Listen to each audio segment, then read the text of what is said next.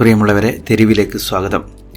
തെരുവിൽ ഇന്ന് വധശിക്ഷയ്ക്ക് വിധിക്കപ്പെട്ട നിമിഷപ്രിയയുടെ കഥയാണ് പറയാൻ ആഗ്രഹിക്കുന്നത്. അതൊരു വല്ലാത്ത കഥയാണ്. 2011 നിമിഷപ്രിയ കുടുംബത്തോടൊപ്പം യമനിലേക്ക് യാത്ര തിരിക്കുന്നത്. യമനിൽ ഒരു ക്ലിനിക്കിൽ ജോലി ചെയ്യുന്നതിനിടെ തലാൽ അബ്ദുള്ള എന്ന് പറയുന്ന യമൻ സ്വദേശിയെ നിമിഷപ്രിയ പരിചയപ്പെടുകയും അദ്ദേഹത്തിൻ്റെ സ്പോൺസർഷിപ്പിൽ ഒരു ക്ലിനിക്ക് സ്വന്തമായി തുടങ്ങാൻ നിമിഷപ്രിയ ആഗ്രഹിക്കുന്നു. നിമിഷപ്രിയയും കുടുംബവും അതുമായി ബന്ധപ്പെട്ട് നാട്ടിലേക്ക് തിരിക്കുന്നു. കൂടെ തലാലും ഉണ്ടായിരുന്നു. ശേഷം നാട്ടിൽ നിന്ന് പണം സ്വരൂപിച്ച് നിമിഷപ്രിയ തിരിച്ചു പോകുന്നു. കൂടെ കുടുംബമുണ്ടായിരുന്നില്ല. യമനിലെത്തിയ നിമിഷപ്രിയ തലാൽ അബ്ദുള്ളയുടെ സ്പോൺസർഷിപ്പിൽ യമനിൽ ക്ലിനിക്ക് ആരംഭിക്കുന്നു. ആ ക്ലിനിക്കിൻ്റെ വരുമാനം മുഴുവനായിട്ടും തലാൽ അബ്ദുള്ള അടിച്ചു മാറ്റാനുള്ള ശ്രമം നടക്കുന്നു. ആ സമയത്താണ് നിമിഷപ്രിയയും തലാൽ അബ്ദുള്ളയുമായിട്ടുള്ള സംഘർഷം ആരംഭിക്കുന്നത്. അതിനിടയിൽ തലാൽ അബ്ദുള്ള നിമിഷപ്രിയയെ വിവാഹം കഴിച്ചതായിട്ടുള്ള രേഖ സൃഷ്ടിക്കുന്നു. അത് വ്യാജമായിട്ടായിരുന്നു എന്നാണ് കേൾക്കാൻ കഴിയുന്നത്. തലാൽ അബ്ദുള്ളയുടെ ഉപദ്രവം സാമ്പത്തികത്തിൽ നിന്ന് ശാരീരികമായും മറ്റെല്ലാ തരത്തിലുമുള്ള ഉപദ്രവമായി തീർന്നപ്പോൾ ഏതോ ഒരു ദുർബല നിമിഷത്തിൽ സഹികെട്ട് നിമിഷപ്രിയ തലാൽ അബ്ദുള്ളയെ തീർക്കാനുള്ള ഒരാലോചന നടത്തുന്നു.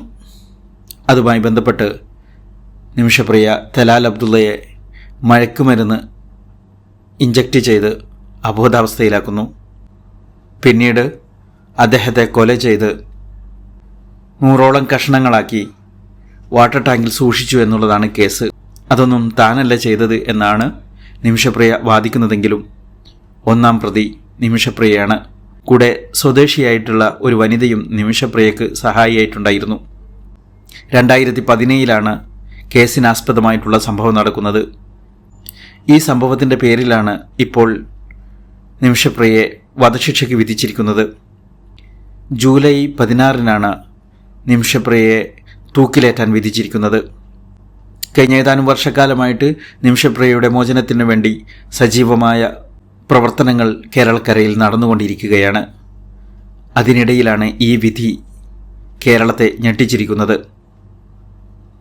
ഇപ്പോൾ കേരളത്തിലെ പൊതുജനത നിമിഷപ്രിയയുടെ മോചനത്തിന് വേണ്ടി പ്രാർത്ഥനയിലാണ്. വല്ലാത്തൊരു വിധിയാലെ ജീവിതം വഴിമാറിപ്പോയ ആ പെൺകുട്ടിയുടെ മോചനം നമ്മുടെ ആവശ്യമായിട്ട് മാറിയിരിക്കുകയാണ്.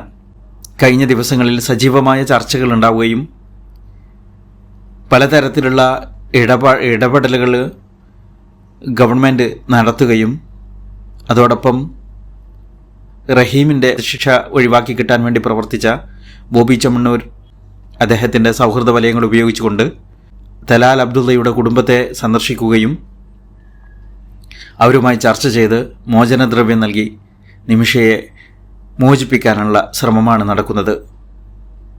വളരെ എണ്ണപ്പെട്ട ദിവസങ്ങൾ മാത്രം ബാക്കി നിൽക്കെ പ്രതീക്ഷയുടെ വക അതുമാത്രമാണ്.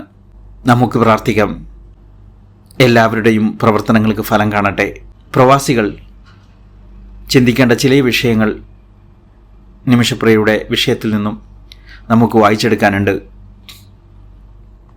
നാം പ്രവാസികളായിട്ടുള്ളവർ ഇവിടെ ജോലി ചെയ്യുന്നത് പലപ്പോഴും ഇത്തരം സ്പോൺസർഷിപ്പുകളിലൂടെയാണ്.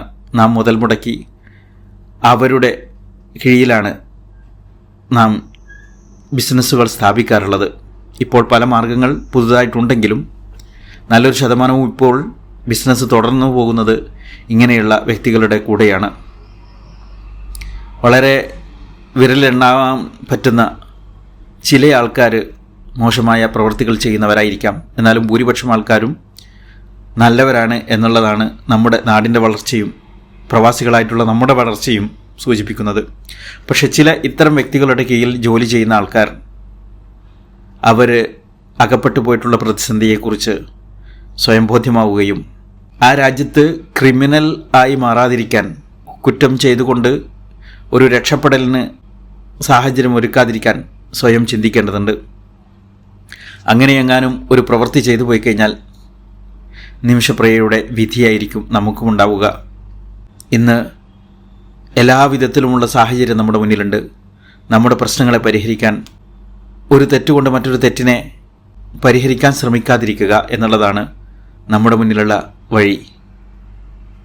ഒരു തെറ്റിനെ മറ്റൊരു ശരി കൊണ്ട് തിരുത്താനുള്ള ശ്രമം നമ്മുടെ മുന്നിൽ ഉണ്ട് എന്നുള്ള ബോധ്യവും, അതിനുവേണ്ടി പരിശ്രമിക്കുന്നവരും അതിനുവേണ്ടി നമ്മെ സഹായിക്കാനുള്ളവരും നമ്മുടെ ചുറ്റുപാടുമുണ്ട് എന്നുള്ള ബോധ്യവും നമുക്കുണ്ടാവണം. അതുകൊണ്ട് തന്നെ ഇത്തരം വിഷയങ്ങളിൽ അകപ്പെട്ടു പോകുന്നവർ, പ്രത്യേകിച്ച് സ്ത്രീകൾ, നിങ്ങൾ നിങ്ങളുടെ വിഷയങ്ങളെ സമൂഹത്തിൽ ചർച്ച ചെയ്യുവാനും ആ സമൂഹത്തിൻ്റെ സഹായത്തോടുകൂടി ശരികൊണ്ട് തിരുത്തുവാനും ശ്രമിക്കുക എന്നുള്ളൊരപേക്ഷയാണ് തെരുവിൽ ഇന്ന് പറയാനുള്ളത്.